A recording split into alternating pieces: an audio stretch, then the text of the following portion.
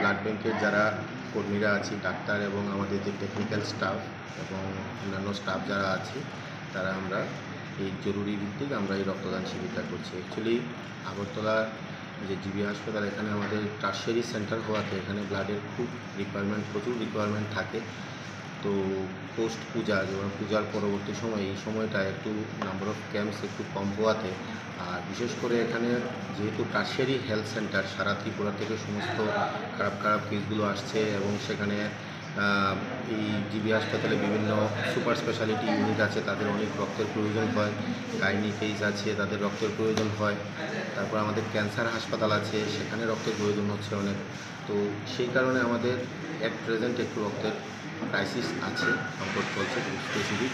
তো এই সংকটটার প্রতি মাথায় রেখে আমরা যারা ব্লাড ব্যাংকের যারা কর্মরত, যারা আমরা স্টাফরা আছি, তারা আমরা আজকে এই রক্তদান শিবির আয়োজন করেছি। এখানে আমাদের টার্গেট আছে অন্ততপক্ষে যাতে আমরা যারা স্টাফ যারা আছি সবাই মিলিতভাবে যাতে অন্ততপক্ষে আমরা 30 ইউনিটের উপর আমরা রক্ত দিতে পারি, সেই টার্গেটে আমরা নেমেছি। এখন পর্যন্ত প্রায় 22 ইউনিটের উপরে আমাদের কালেকশন হয়ে গেছে, আরও অনেকেই আসছে। পাশাপাশি আমরা যারা স্টাফরা আছি, যারা নিজেরাও দিচ্ছি এবং আমাদের খুব ক্লোজ সার্কেলের অনেক বন্ধুবান্ধব আছে, তাদের বাড়ির লোকজন আছে, তারা সবাই আমরা চেষ্টা করছি অন্ততপক্ষে বাড়ি থেকে একজন বা বন্ধুবান্ধব ক্লোজ সার্কেল থেকে একজন বা দুজন করে আমরা তাদেরকে উদ্বুদ্ধ করে তাদেরকে ব্যবহার করে নিয়ে আসছি, যাতে আমরা নাম্বার অফ কালেকশনটা একটু বাড়াতে পারি। যেহেতু রক্তের প্রয়োজন প্রচুর, তো আমাদের এই স্বল্প প্রয়াস, আমরা চাই এই স্বল্প প্রয়াসের মাধ্যমে আমরা অন্ততপক্ষে সাধারণ মানুষকে আমরা কিছুটা হলেও সাহায্য করতে পারি।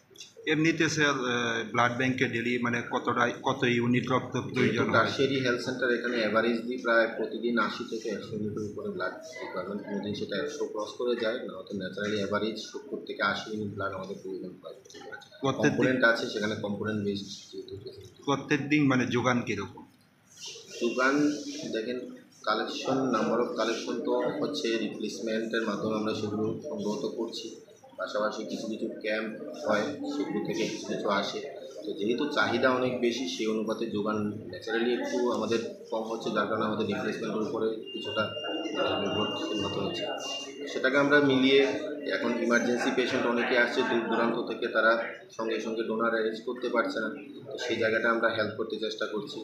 তারপর তারা ডোনার সংগ্রহ করছে, ওখান থেকে তাদেরকে আমরা কালেকশন করছি, আবার সেই ইউনিটে অন্যান্য পেশেন্টকে আমরা হেল্প করতে চেষ্টা করছি।